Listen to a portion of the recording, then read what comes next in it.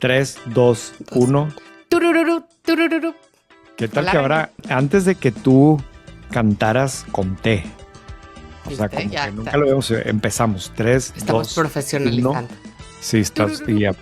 Y aparte tú estás muy elegante también para Estoy grabar. muy ahora. elegante, ¿viste? Sí, es que el otro día alguien dijo que no me arreglaba para el podcast. Y entonces hoy me arreglé. No, estoy aquí en un foro de grabación en mi hora de comida. Y entonces así toco. Muy bien, con mucho trabajo. Supe que estuviste también de visita en Monterrey. Ya no te tocó tanto calor. Ha estado bastante digno estos días Sí, Monterrey. O in and sea, out. y nada. Pero la verdad es que, o sea, sí, el aeropuerto de Monterrey tiene que mejorar sus opciones de comida. ¿A cuál terminal fuiste?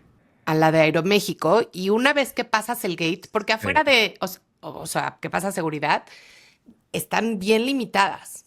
O sea, Sí, sí, muy limitaditas. sí, de acuerdo. Sí, bueno, yo tengo mis comentarios, ya no me voy a meter al aeropuerto de Monterrey, pero sí hay tantas oportunidades ahí. ¿Qué quieres que te Sí, diga? sí. Muy bien. Yo voy mañana a Ramos Arizpe. ¿Cómo ves? Mm. A ver qué. Nunca he ido a Ramos Arizpe. No, pues no.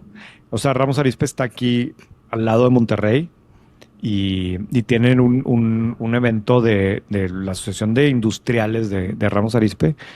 Y hace mucho que no voy a cosas de ese tipo, pero sí me interesa porque Ramos curiosamente, hablamos mucho de Ramos Arizpe porque hablamos mucho de nuevas inversiones y vienen ahí. Y, Manufactura y... sí, y vamos a ver. La planta de Tesla iba a estar tantito más adelante de Ramos Arizpe, ¿no? Iba a estar, o sea, entre Ramos Arizpe y García, que García es un municipio de Monterrey y Ramos Arizpe es un pues, municipio, no sé si técnicamente En de Saltillo, Coahuila. pero, o sea, justo la planta de Tesla, si lo hubieran puesto, hubiera prácticamente ya terminado de conectar Monterrey con Saltillo, ¿no? Por medio de Ramos Arizpe. Y aparte, me voy a ir en una de las camionetas que estoy probando, como ahora hago reviews de carros también, entonces está padre. Tengo muchas cosas diferentes esta semana. Qué bien. Este episodio es presentado por Aeroméxico. La verdad es que mi segunda casa es Aeroméxico. El año pasado, según la app de Aeroméxico, tomé 40 vuelos en su aerolínea. Y la verdad es que una de las razones por las que lo hago es porque algo que sí importa cuando viajas, sobre todo tanto como yo, es llegar a tiempo. Aeroméxico fue reconocida por segundo año consecutivo como la aerolínea más puntual del mundo, según el On Time Performance Review 2025 de Cirium. El dato es fuerte, 90% de puntualidad después de casi 190,000 vuelos, por encima de aerolíneas como Qatar, Delta o SAS. En una industria donde sostener más de 85% todo un año es rarísimo, esto no es suerte, es operación, procesos y disciplina. Y para los pasajeros de negocios como yo, la puntualidad es confianza, menos fricción y menos estrés. No es un premio bonito, es una ventaja competitiva real. Gracias Aeroméxico por llevarme a tiempo. Empezamos, Carla. Empezamos con un tema que a mí me gusta muchísimo, que es el tema de las tiendas de hard discount, ¿no? Esta es una categoría relativamente nueva en México. Son estas tiendas que venden productos, sobre todo de marcas propias, a un precio muy, muy, muy inferior a lo que puedes encontrar en el supermercado y que en otros países, digo, en Alemania desde hace muchísimos años, pero en Colombia desde hace como 10 años eran muy grandes y en México la verdad es que 3B fue la que explotó la categoría, ¿no? Pero lo que estamos viendo últimamente es que Tiendas Neto, que es la versión de hard discount de Grupo Salinas, ya llegó a 2,000 sucursales. Estiman algunas fuentes que ya venden 27,600 millones de pesos y la crearon apenas en 2009. En 2012 le compraron a Gigante 400 sucursales de superprecio, que era su versión para esta categoría. Y digo, ¿y cómo se comparan, digamos, con los otros dos jugadores importantes que hay? Son 3B, que tiene 3,600 puntos de venta. Entonces, recapitulando, tiendas netos 2,000, tiendas 3B 3,600 y FEMSA con Vara 786. Esos son los tres jugadores importantes. Ponte a ver cómo hace nada no No hablábamos de hard había. discount y ahorita estás hablando de que 5,000, 6,000 Sí. más puntos de venta especializados en este tipo de formato. Obviamente, no es que solamente compiten entre sí, ¿verdad? Compiten contra Bodega Aurrerá y compiten contra los changarros y compiten contra todo, ¿no? Pero la propuesta de valor de hard discount que siempre es la misma, es decir, tengo por lo general como dos SKUs en cada categoría y uno es propio y uno es como que el famoso de la marca en ese sentido, ¿no? O sea, la típica, bueno, yo conozco bien porque a mí me gustan las tiendas de hard discount y, por ejemplo, en Estados Unidos que está creciendo mucho Aldi, ¿no? Y la vez pasada fui y me metí a uno, ¿no? Y tienen las galletas Oreo y la galleta Oreo Oreo. con H, ¿va? O Sí. sea, sí, que está tipo casi igual, pero es la marca propia y una cuesta $5 la caja y la de estos güeyes cuesta uno, ¿va? O sea, súper diferentes los precios y en teoría el producto no hay mucha diferencia, pero pues es solamente de marca propia, ¿no? Y es la misma fórmula que 3B ha venido replicando y que Neto, que yo no tenía idea que tenía ya 2,000 puntos de venta, también está haciendo y que FEMSA, el caso de Vara es, o sea, realmente lo arrancaron desde hace como 10 o 15 años, pero pues se hicieron poquitas tiendas y luego poquitas y como que yo imagino que no se terminaban de sentir a gusto con el modelo y hace un par de años o el año pasado realmente como que dijeron, ahora sí, ya funciona. Yo creo que también motivados de ver cómo crece 3B y están creciendo muchísimo. De hecho, en lo que destacamos en White Paper es que si bien pues, 3B sigue siendo por mucho el más grande, el ritmo de crecimiento de Vara está prácticamente igual que el de 3B. Si ves el número de tiendas que están abriendo trimestre contra trimestre, ¿verdad? Entonces se va a hacer bien grandota, bien rápido. Este es un modelo que a mí siempre me llama mucho la atención los estados financieros de 3B y más que los estados financieros, la forma en que la empresa presume lo apretado de sus Del margen. márgenes. Sí, o sea, como virtud, como que siempre el CEO de la empresa dice, no, mira mis margenzotes y cómo mejoramos el margen. Acá al revés, acá y mira cómo logro construir una empresa con todo y márgenes muy apretados, porque él básicamente lo que quiere decir es que somos la mejor alternativa para los clientes y bueno, evidentemente luego hay otras cosas en el modelo de generación de caja y demás que le tienen otro tipo de beneficios, ¿no? Es un modelo que está sumamente o que depende, como todos los del retail, pero en este yo creo que hasta más de la cadena logística que tiene y de la capacidad de distribución. Y 3B ha sido como muy transparente en cómo crece desarrollando su brazo logístico o de distribución y entonces sí saturando de tiendas alrededor, ¿no? Y bueno, pues aquí está el caso de esta empresa de Grupo Salinas, de tiendas Neto. O más bien, sabemos mucho de 3B porque es pública y sabemos de Claro. Para porque FEMSA reporta, de tiendas Neto no sabemos tanto, pero un footprint de 2,000 sucursales en México con este formato es bien significativo. A mí me encantaría saber qué piensa, no sé, Bodega Aurrerá al respecto. ¿Cómo los ven? Si los ven como no me afecta, pero pues yo creo que sí afecta, no sé. Sí, y dos cosas. A ver, uno, yo creo que FEMSA, como tú dices, en parte fue que la competencia empezó a abrir y dijeron, pues si no lo hacemos nosotros, nos van a comer el mercado, porque si tú si te pones muy a nivel de 10,000 pies, pues evidentemente FEMSA siempre va a preferir que compren en un Oxxo que tiene un margen mucho mayor que en un tiendas Vara. Y aunque dicen que no se canibalizan, pues no sé qué tanto, una vez que haya más capilaridad, se lleguen a canibalizar. Y la otra cosa interesantísima es lo que dijo en su llamada con los analistas Anthony Hatum, que es el founder y el CEO de 3B, que dijeron básicamente que todavía caben un montón de tiendas 3B en México. O sea, literalmente dijo, no existe ninguna restricción para nosotros en el tema de bienes raíces.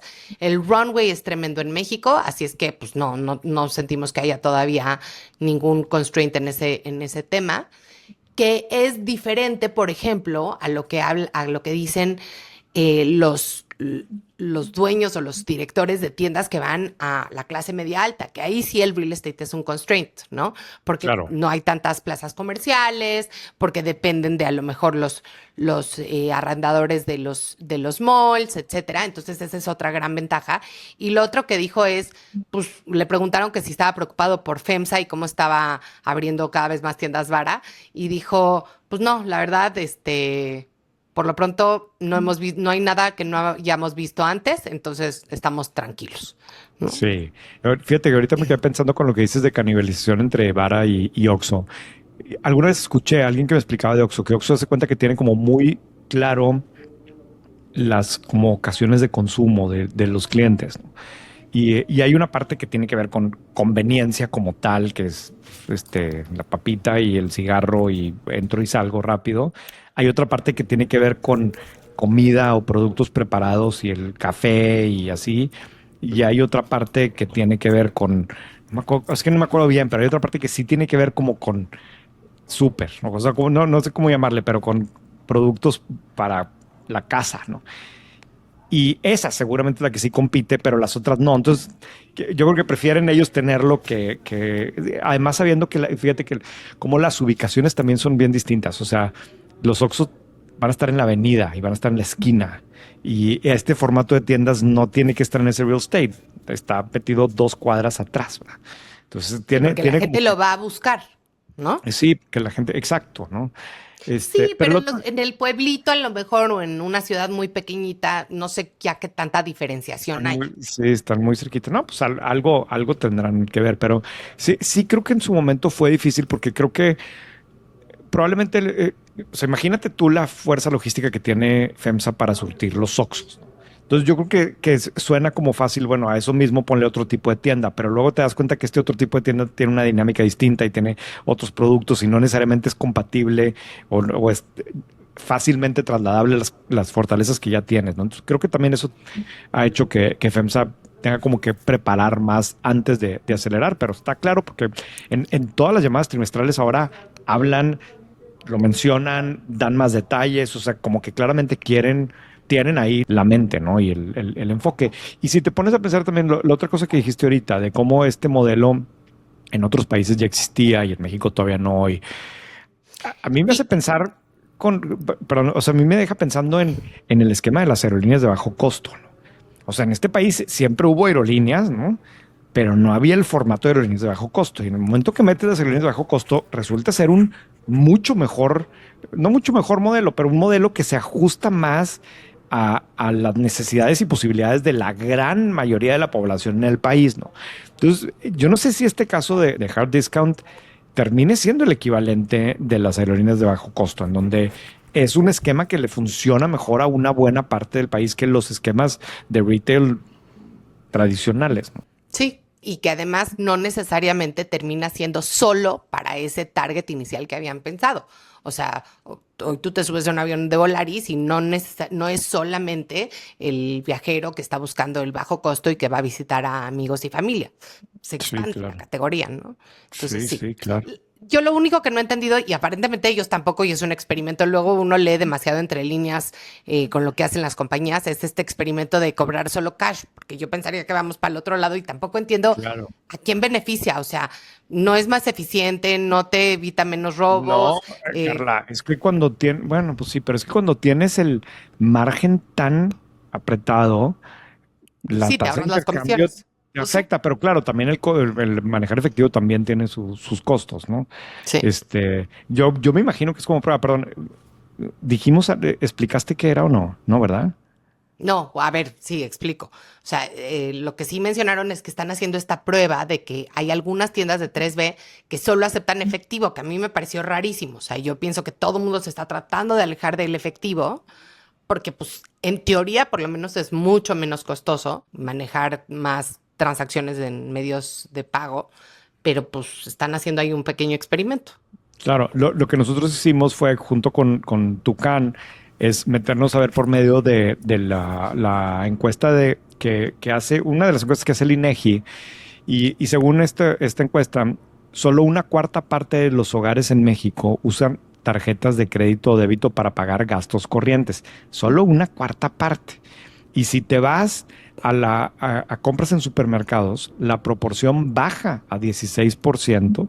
Y en abarrotes y tiendas de conveniencia es apenas el 2%, o sea, es nada, ¿no?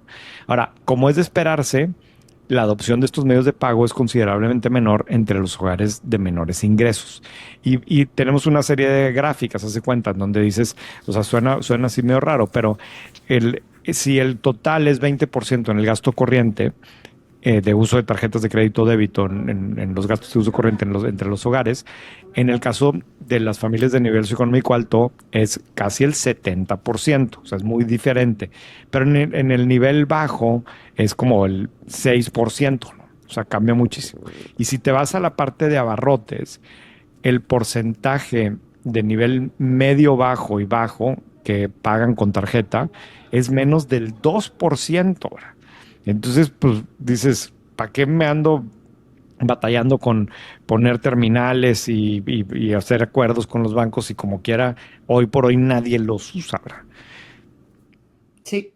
A mí me llamó la atención de estas gráficas, es que en las tiendas de conveniencia, independientemente de qué nivel socioeconómico pertenezca el comprador, igual es bajísimo el porcentaje que paga con tarjeta. Con O sea, tarjeta. Sí, según la ah, encuesta esta del INEGI, ¿verdad? sí, sí, sí, según la encuesta es 2%. Incluso en el nivel socioeconómico alto es solamente el 9%. Sí, Eh, ¿tú usas efectivo? casi nada. O sea, yo ya no, pero yo antes tenía un chorro de problemas porque me pasó como 3 o 4 veces que me subía a un taxi y ya que llegaba a mi destino me daba cuenta que no tenía efectivo. Sí, Y pues te estoy hablando hace a lo mejor 5 o 10 años y entonces no era tan fácil. Hoy en día casi todo el mundo te diría, bueno, pues transfiéreme, ¿no? No era tan sí. fácil y sí, sí, una vez me acuerdo que le pagué con vales de despensa al taxista, otra vez, ya sabes, le decía yo, bueno, páseme a cobrar, le dejo mi reloj, una vez ya me dijo, pues bájese señorita, o sea, no pasa nada, ¿no? A todos nos ha pasado, pero porque yo A mí soy, me pasaba. O no sea, uso efectivo.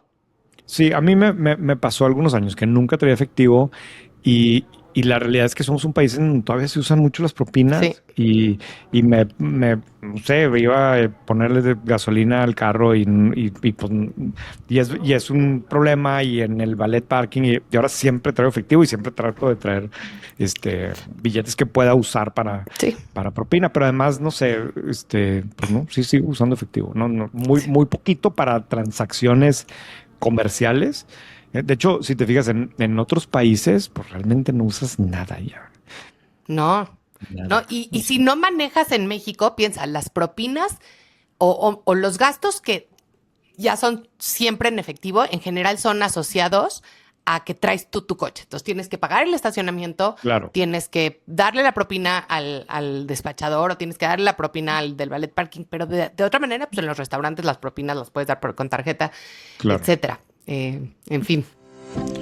Muy bien, me paso a esta otra nota que, sabes que le tuve que investigar mucho cuando me la topé en la madrugada cuando estaba redactando porque ahora sí que no tenía ni idea, pero me topé un comunicado de Andersen Group, esto fue la semana pasada, Andersen Group y Andersen como Arthur Andersen, Ujú, y básicamente lo que decía es que estaba comprando al despacho que tienen en México, que tenían en México, Andersen México, para integrarlo a la empresa que sacaron a bolsa a finales del año pasado. A ver, como que yo no entendía qué era.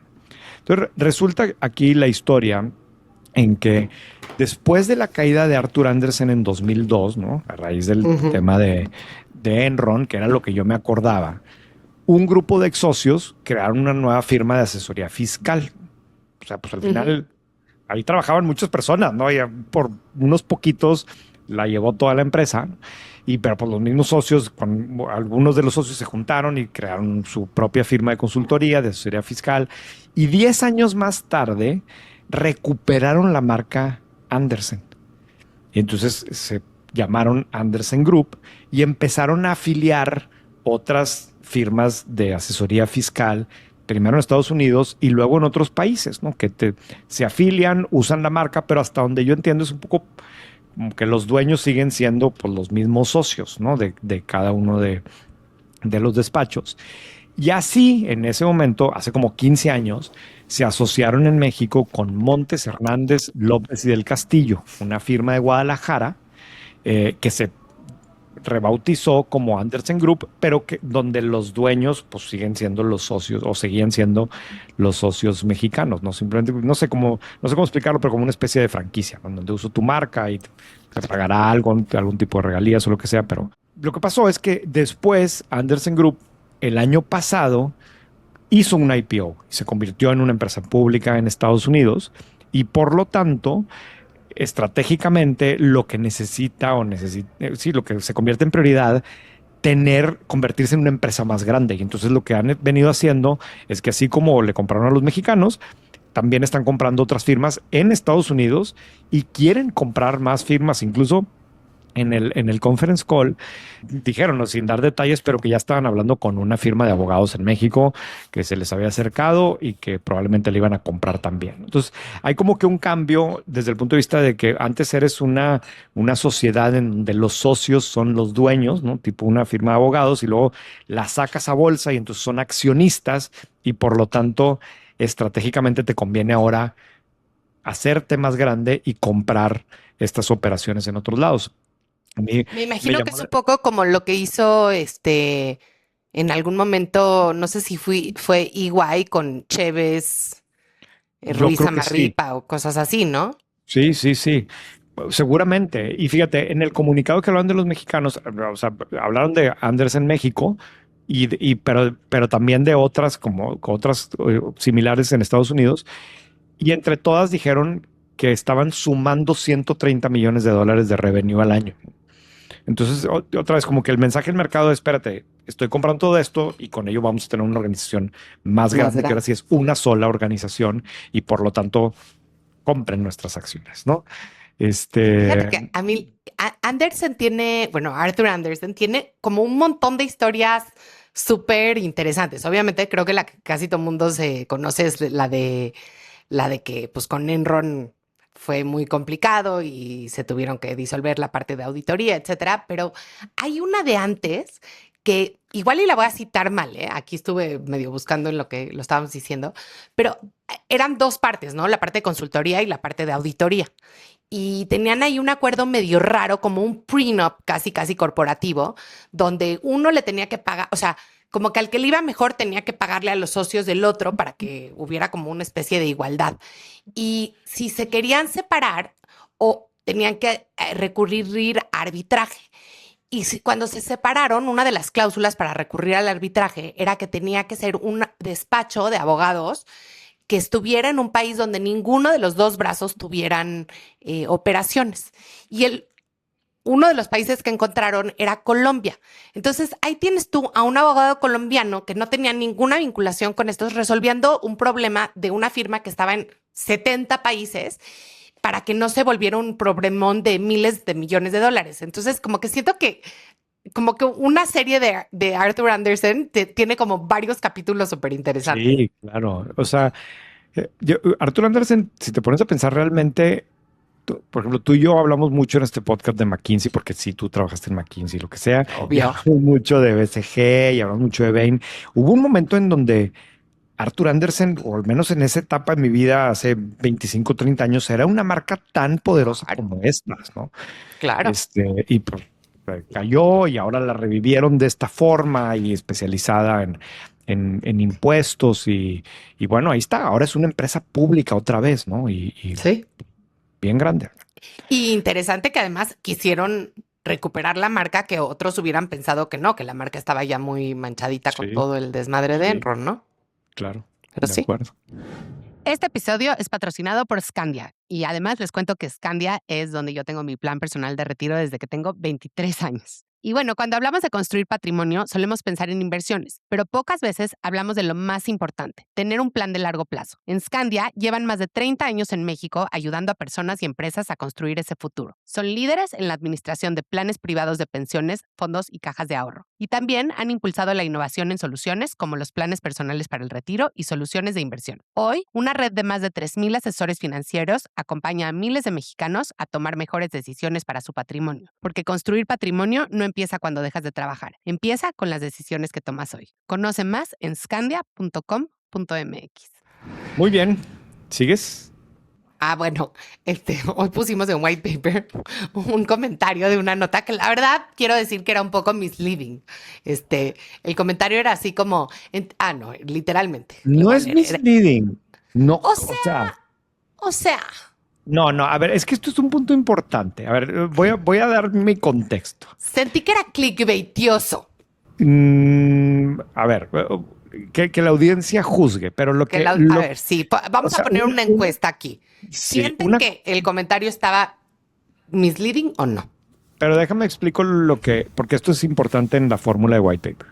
O sea, una buena parte del contenido que hacemos es contenido original, que nosotros desarrollamos de cero y vamos y hacemos las entrevistas y investigamos de cosas y demás, sobre todo lo que se refiere a México, porque pues prácticamente no hay nada de México.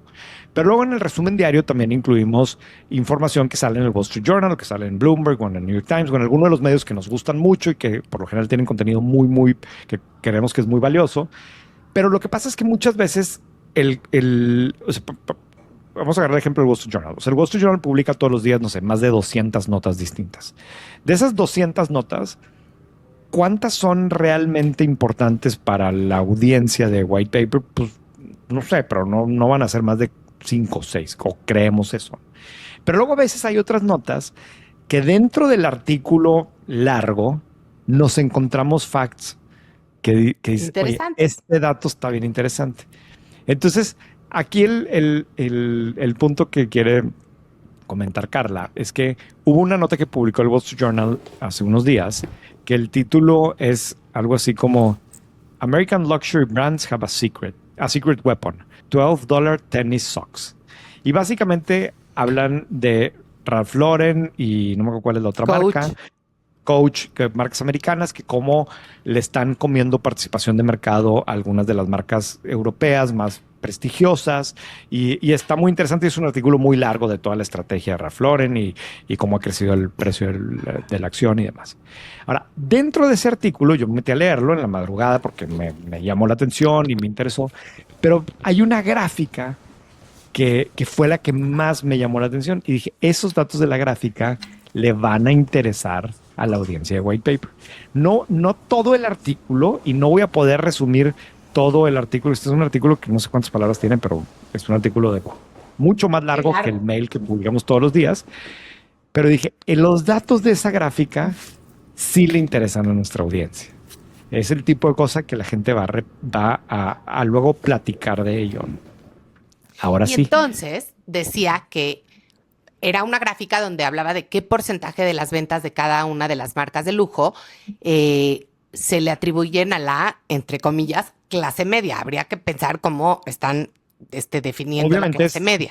Americana. Clase media americana, o sea, claro. Gringo, ajá. Entonces, por ejemplo, de las marcas de lujo, la que ellos consideran que más porcentaje de sus ventas vienen de la clase media es Burberry, ¿no?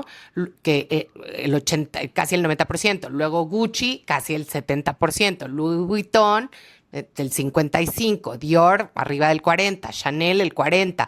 Hermès, el 30%. Y luego Loro Piana y Brunello Cucinelli, el 15% y el 5%, respectivamente. Entonces, a ver, la verdad es que no dicen cómo hicieron la metodología y qué es clase media.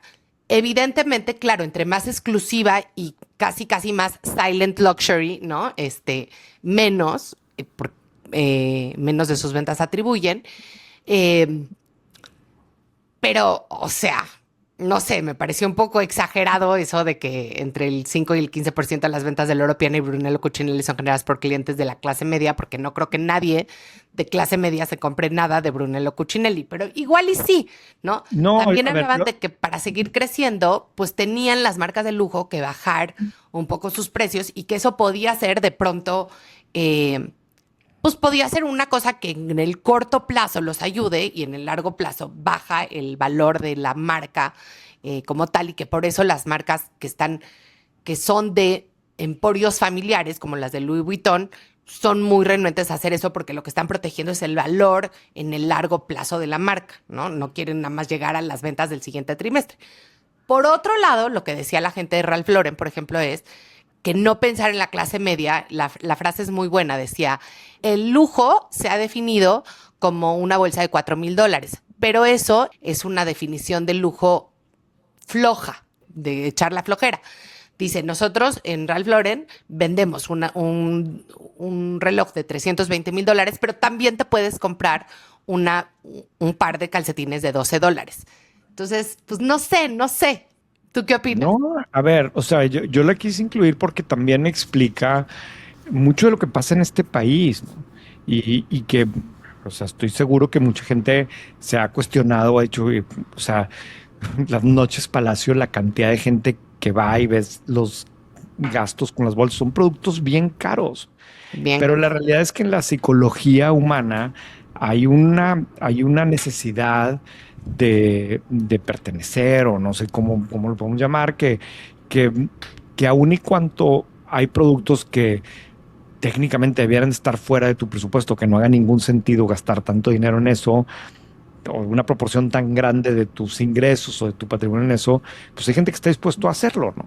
Y yo creo que lo interesante para mí de este dato que venía es cómo algunas marcas lo han sabido aprovechar tanto que Capitalizar. realmente ese es el negocio de la marca. O sea, cuando el 70% de tus ingresos viene de alguien para quien ese producto es demasiado caro, pero aún así está dispuesto a gastarlo, pues es como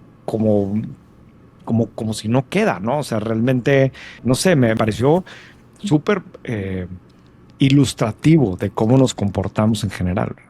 Sí, y trae un dato buenísimo, que es que, o sea, agarraron un par de ítems que es muy difícil encontrar algo que estaba en una colección desde hace 10 años, ¿no? Pero agarraron dos bolsas de Louis Vuitton, ¿no? La Never Full, que es esta bolsa, yo estoy segura que muchísima gente que nos escucha la va a haber visto, que es una bolsa muy grandota, que no tiene cierre, ¿no? De Louis Vuitton, así como un morral. Y no sé cuál otro, pero bueno, y que Y esta yo desde no sé 2000. cómo ayudarte, ¿verdad? O sea, no sé Sí, qué sí, es sí, sí, sí. para Pero la complementar. Neverfull, a ver si la buscan, su precio ha crecido o ha aumentado 50% desde 2019. O sea, 50%. Y lo que dicen es que, por otro lado, si tú ves cuánto han crecido los salarios en ese periodo, han subido los salarios reales en Estados Unidos, ¿no? Han subido 5%. Entonces, ¿cómo te explicas que ha crecido 50%, se vende más, ¿no? Pues es por esto que tú dices, es el famoso aspiracionismo, ¿no? Que todos Claro, tenemos en mayor o menor medida. claro, completamente de acuerdo. Bueno, yo quiero dedicarle nomás unos minutos a repasar Thrive. Que Thrive seguramente vieron en todos lados que salió que Joshua Kushner, que es el creador y el que está a la cabeza de Thrive, junto con Bob Iger, están comprando a los Lakers, una transacción de $12,500 millones y demás. Seguramente ya habían visto o escuchado a Joshua Kushner. Joshua es el hermano de Jared, que Jared es el yerno de Trump, que desde la presidencia pasada estuvo muy activo en temas diplomáticos, tiene relación con México, estuvo metido con algunos líderes de este país. Yo sé de empresarios que tienen relación con él y demás. Pero bueno, no vamos a hablar de Jared, vamos a hablar de Joshua. Joshua es su hermano más chico, tiene 41 años y en el 2009 arranca lo que hoy es Thrive. Le iba a decir Capital, pero según yo no es Thrive Capital o solamente Thrive Capital. Básicamente, esta es una historia que me pareció súper interesante, porque él viene de una familia con lana, ¿no? Es una familia que tenía mucha lana de real estate en Nueva York, pero al papá lo agarran haciendo un fraude y lo meten al bote en el 2005, no sé Y cuánto. según yo, ¿Cuándo es? además, era un fraude horrible porque fue como sus propios hermanos. Sí, no me sé los detalles, pero sé que fue algo así como que muy disgraceful para la familia, ¿no? Una familia con lana.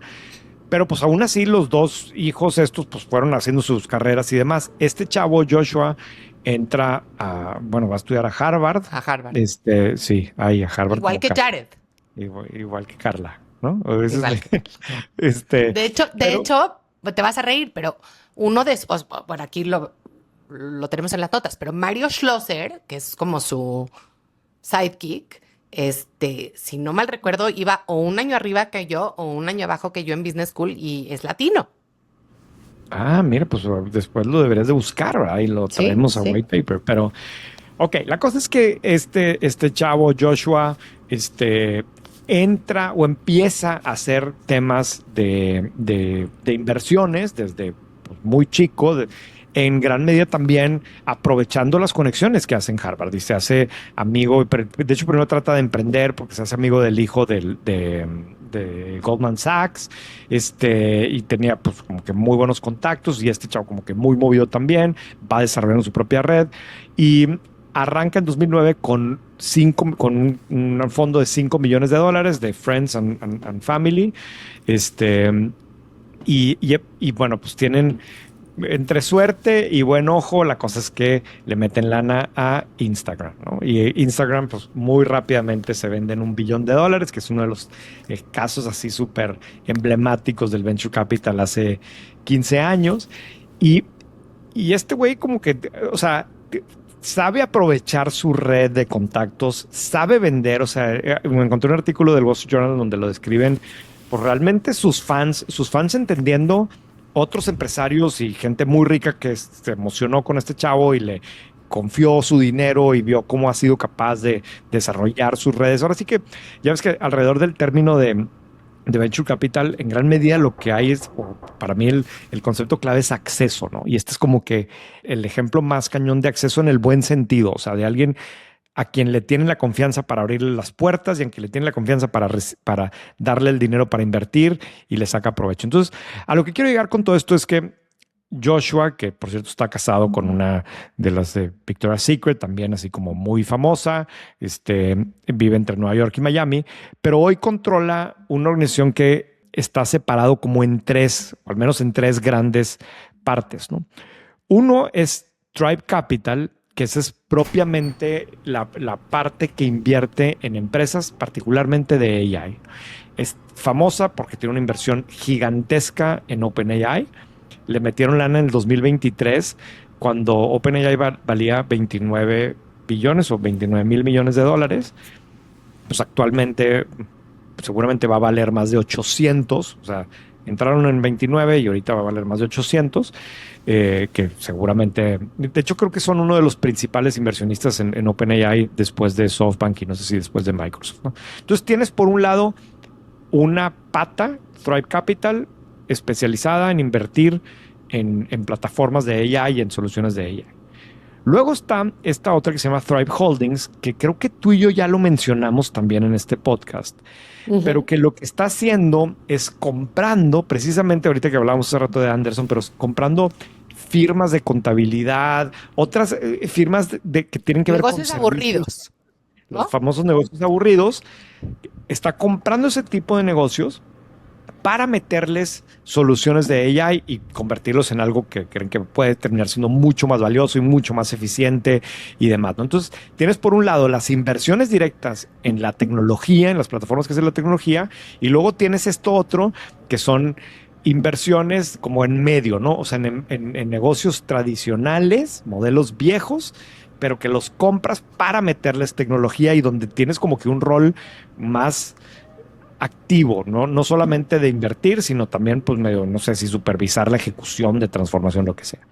Y luego está en el otro extremo Thrive Eternal, que Thrive Eternal es como el contrapeso, es el hedge. Si por un lado me la juego toda la lana en invertir en el futuro, en el futuro y en lo que va a transformar todas las industrias, por otro lado invierto en aquello que no van a transformar las industrias. O sea, en lo que creo que va a permanecer más allá de que si a OpenAI le va bien o no, si la tecnología cambia.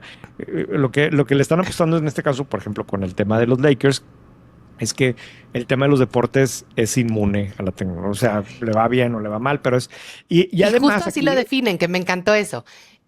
Adquirir recursos, activos escasos que pueden permanecer inmunes a la disrupción tecnológica. Me encantó esa tesis. O sea, qué divertido. Un poco, no sé si es un poco lo que está haciendo Felipe en México, no sé, pero... no sé, pero es una tesis que nunca había escuchado y que me parece interesantísima. Ajá, y más que viva adentro de la misma organización, o sea, que tengas como que el hedge de este tipo. Pero además el nombre, Carla, porque Eternal, hasta donde entendí, también se refiere a que son negocios en los que le vamos a meter lana y no nos vamos a salir, ¿verdad? No hay presión, mientras que en el otro lo que esperas es pues, que se multiplique de valor tu inversión en no sé cuántos años y tengas una salida y le regrese el capital. Pero acá no, que es algo que a veces para los mortales nos resulta difícil de entender. Pero para la gente que controla patrimonios de un cierto nivel, lo que necesitas es lugares donde acomodar el dinero y que esté bien. No quieres que te lo regresen.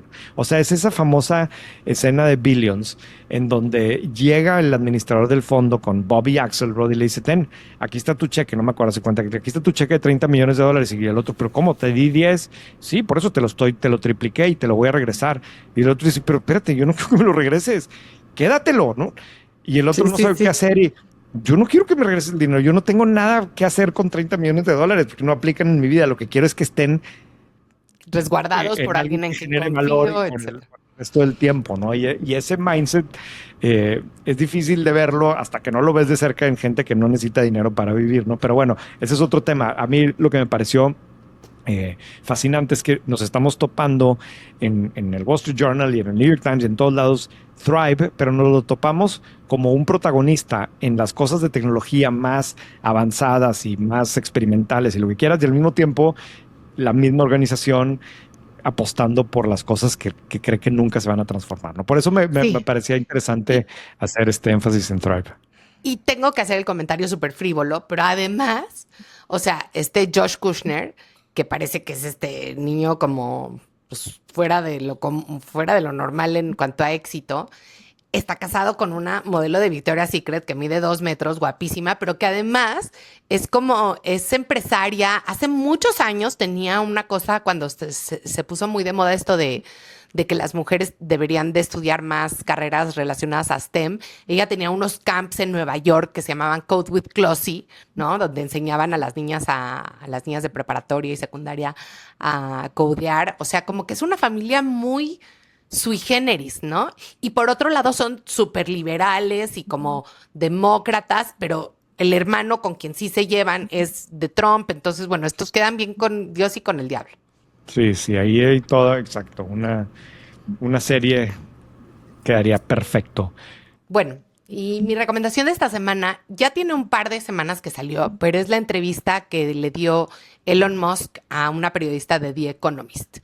Es una entrevista larga, dura como 1:20, donde hablan de todo, hablan del futuro, de la probabilidad que ve Elon Musk de que haya agentes malignos de la inteligencia artificial que desaparezcan la humanidad. Él le asigna un valor de 10%, que se me hace pues medio altísimo, ¿no? De que él dice que ya no va a haber dinero en el futuro, del poder que tiene para los conflictos geopolíticos, como en el caso de Rusia y Ucrania, de si recortar tanto lo que recortó con machete en el gobierno gringo mató o no mató a niños en África, o sea, de todo, ¿no? No sé qué pensar de Elon Musk, no sé qué pensar de que una sola persona tenga tanto poder, no sé si habíamos estado en una situación así antes. Creo que hay que definitivamente escucharla y recomendó unos libros de ciencia ficción de un autor, déjame decirte cómo es porque lo apunté. Dijo, yo creo que el futuro se va a ver como escribe este autor de ciencia ficción y evidentemente ya me lo compré. Se llama Ian Banks. No sé si alguna vez has leído algo de Ian Banks. Estás recomendando del recomendado. Sí, no nada. Hay que escucharla, hay que escucharla. Es un personaje pues que yo había visto cachitos de sus declaraciones, pero nunca una conversación larga con él. Es que ni siquiera sé qué adjetivo ponerle. Sí, a mí me impresiona mucho porque como que a mí siento que me ha tocado ver la evolución de Elon Musk. Como a mí siempre he sido súper fan de los carros y de la industria automotriz y siempre he leído, pues desde del origen de Tesla, para mí era como que súper fascinante el tema. Y aparte hay toda esta época de Elon Musk hace 10 años, 2015, 16, que era como que era lo máximo en el ecosistema emprendedor. O sea, era un güey que jamás iba a hacer un comentario político y era como un visionario, soñador del futuro, pero en un tono como muy positivo. Yo me acuerdo la biografía de Elon Musk, la original de Ashley Vance. El día que yo te conocí la estabas leyendo. Bueno, o sea, era así como que, no, pero eso ya, tú me conociste ya en otra época de Elon Musk. Yo me refiero a un libro que era como del 2013 o 2014. Luego había una versión para niños, o sea, era como que no sé, Sí, va a ser el Leonardo da Vinci de nuestra época, ¿no? ándale, exacto, era muy diferente. Y me acuerdo cuando anunció el Tesla 3, que era este güey como que el símbolo de los emprendedores en Twitter y la gente se apuntaba para comprar el carro. Y cómo todo eso fue cambiando en los últimos 10 años o 6 o 7. Y yo creo que en gran medida pues, sigue teniendo la misma inteligencia o visión, lo que sea, pero es una figura totalmente Totalmente distinta. distinta. O sea, que nos tocó ver de primera mano cómo cambia. Carla, seguimos, grabamos el jueves. Bye. Este episodio es presentado por Aeroméxico. La verdad es que mi segunda casa es Aeroméxico. El año pasado, según la app de Aeroméxico, tomé 40 vuelos en su aerolínea. Y la verdad es que una de las razones por las que lo hago es porque algo que sí importa cuando viajas, sobre todo tanto como yo, es llegar a tiempo. Aeroméxico fue reconocida por segundo año consecutivo como la aerolínea más puntual del mundo, según el On-Time Performance Review 2025 de Cirium. El dato es fuerte, 90% de puntualidad después de casi 190,000 vuelos, por encima de aerolíneas como Qatar, Delta o SAS. En una industria donde sostener más de 85% todo un año es rarísimo, esto no es suerte, es operación, procesos y disciplina. Y para los pasajeros de negocios como yo, la puntualidad es confianza, menos fricción y menos estrés. No es un premio bonito, es una ventaja competitiva real. Gracias Aeroméxico por llevarme a tiempo.